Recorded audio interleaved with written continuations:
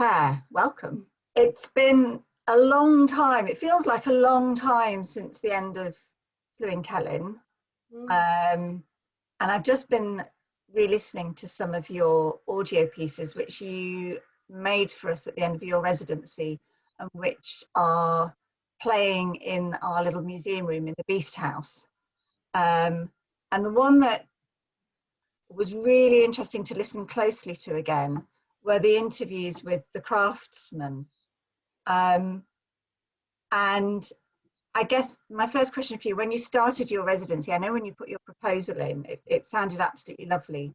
And I was expecting, wonderful poems, which we had from you, but it was the way in which you sort of befriended the craft people and, really became part of that team that I think was really wonderful. And I wonder whether that's something you expected from the project when you started or not. Absolutely not. I mean, I knew I wanted to get to know the house and to observe the changes, maybe to respond creatively to those. I also wanted to get to know myself a bit better, to take this time just being, listening. I wanted to do a lot of deep listening because I knew I wanted to make soundscapes or audio poems. So I had to hone my ear a little. But obviously, to get to know the house and the processes it was undergoing, I had to talk to the craftsmen. And the things that they would say were just so rich in metaphor and interesting, and things I never would have anticipated thinking about, and it was like a new language. And I just loved, talking about words and their accents as well. I loved their accents, and they were very gentle and passionate about this. They weren't just, they weren't people fixing a roof. These men had a definite feeling for this place. And it just, I was excited to talk to them, and it just put me in new directions. I really I'm grateful to them for that. And I am too. I mean, I spend a lot of time on sort of landmark project sites, and sometimes you feel like a bit of a spare part. Sometimes, you don't quite know where to put yourself. But somehow at Llwyn Celyn, I, like you, just used to like sitting in the building and kind of absorbing what was going on. And I remember Simon, the carpenter in particular, who you could talk to Simon for hours. He was just so generous with his knowledge, and they were all like that, so deeply knowledgeable. Deeply committed to, which I think is what the Landmark Trust is all about, is retaining this authenticity, is to allow the house to kind of unlayer rather than impose upon. And that was beautiful. And the biggest metaphor for that with me was at the very end, when all was done and I was surplus to requirements by that point, I visited, and Simon was there, and he said, come and see. And he'd noticed a heart carved into the door. Now, he'd been working in this room and on this door for, was it years? I think it was a few years. And he said, only now, when he took it off the hinges, held at a different light, did he see the heart. And I just thought that encapsulated everything, seen in a different light. It kind of was beating again. It was so beautiful. I adored that. Yeah, there are lots of things in that house that you didn't notice until they'd been touched again by sort of a human hand and sort of lovingly repaired. And now it really does sing all of those. And I think for us, because we were there and witnessing all of it, it has a lot of meaning. I think it has a lot of meaning for anyone who goes there, but somehow for us, having witnessed all of that happening, you can't help but walk into those rooms and remember the moment that, the archway was revealed, or the, when the doors were waxed, or it's just full of memories for me. And the one thing that we talked about a lot and that really fascinated me, you mentioned the accents. It is Borderland. So it is sort of Welsh, half English, and you're Welsh. And I wondered how you felt going there, because was it Welsh to you or was it English? It felt very Welsh to me.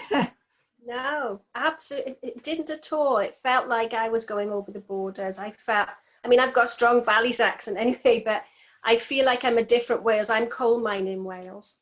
But what was really fascinating to me throughout the duration of the project is my auntie discovered that we were from farming stock not far from that area. So it was kind of like a homecoming without me knowing. And I adored being there, but it felt so distinct to where I'm from. And, you know, the journey there, Kasia, was part of the whole process. I think it would often take me an hour and a quarter to get there. And the road itself, I forget what it's called, being renovated for the whole 2 years. So there was another, you know, another richly symbolic thing that to get to this place, to get to understand this place, I had to go on this road, this journey.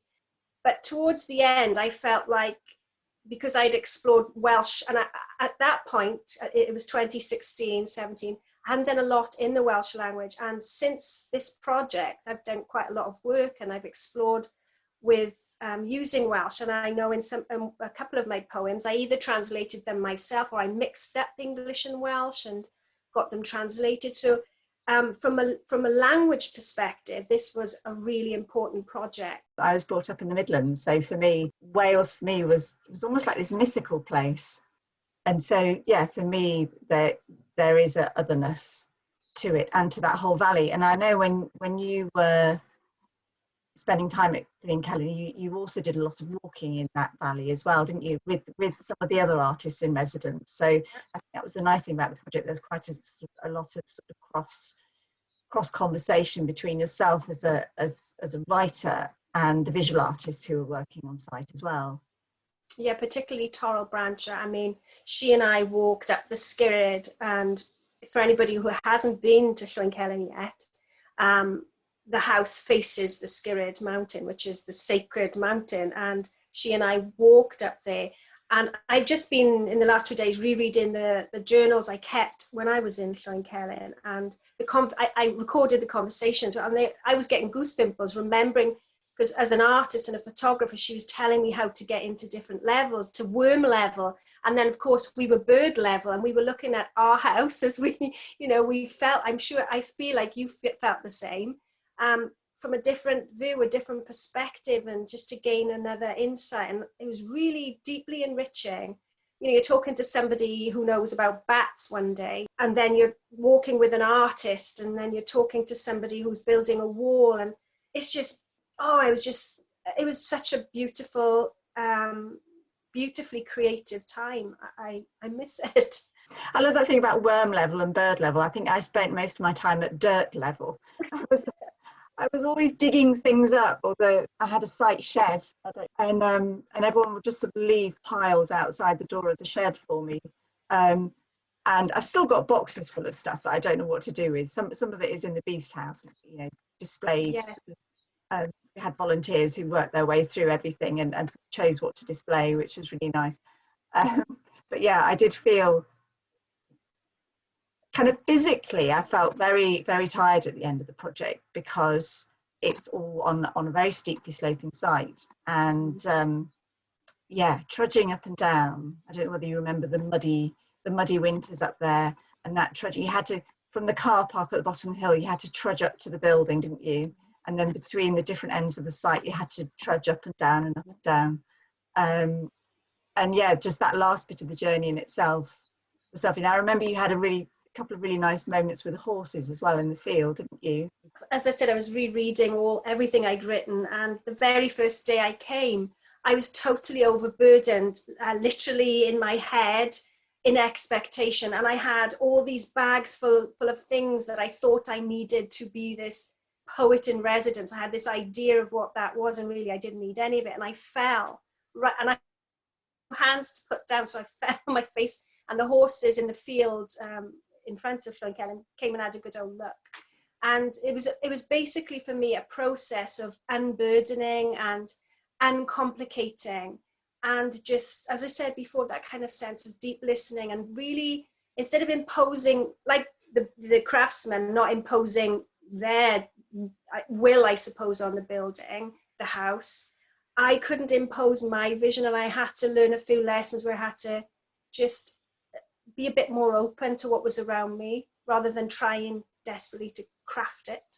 think when Torrell described her residency as well, she said a very, very similar thing. It's sort of about, you go into panic mode and thinking, what am I going to do? What am I going to achieve? And then you almost tire yourself out from worrying or panicking or whatever. And then you have that moment, because you all had such a long time, you had 2.5 years on site, you could go through those different stages to, as you say, to the point where you can just sort of stop and sit and listen and be open.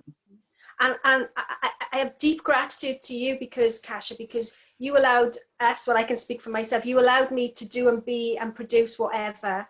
So constantly I was reading my journal, and constantly I have these waves of panic. What have I created? What have I, and then in looking back today, I see that I actually have a lot of material that I can now return to.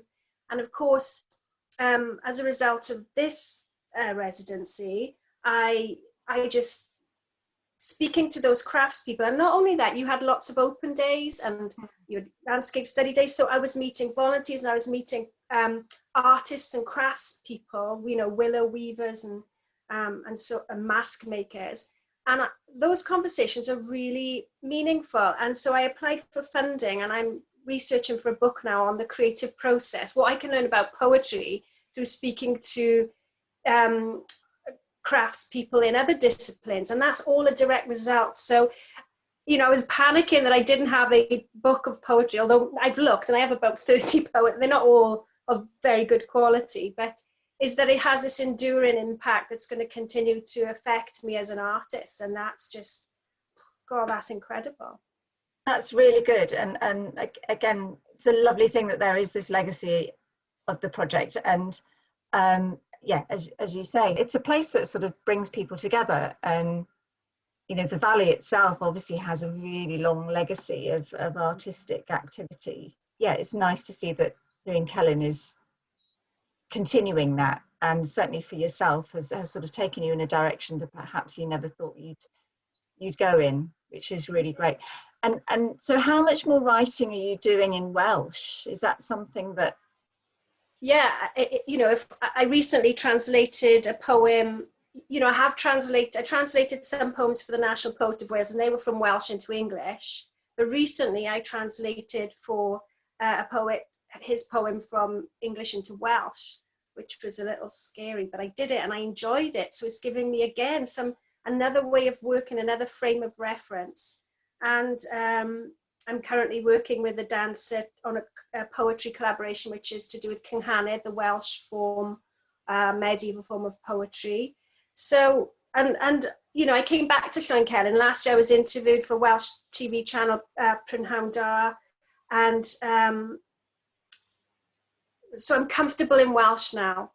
And I felt comfortable being in that house in Welsh. The language felt like it belonged again. I don't know, that might sound a little woolly, but it felt right, Oh, well, I'm glad it sort of feels more Welsh to you now than perhaps it did at the beginning. Yes, and what I came to understand was that that's all steeped in the history and battling and, Glyndŵr and various changing of hands and things like that. So maybe I was picking up on that. But and I really like the fact that, in the Beast House, which I think you've done an absolutely beautiful job of, it looks so gorgeous. It's, and worth a visit for anybody, even if you're not staying at Llwyn Celyn, you can go walk and then go visit this interpretation room. But that you also commissioned Mena Elfyn to translate some of my poems, and it was fitting that it was her because she's so fantastic. But that the Welsh really has a stamp now, as it should and as it did and would have had on the house, and for visitors to feel that more Welsh presence, I suppose, when they come.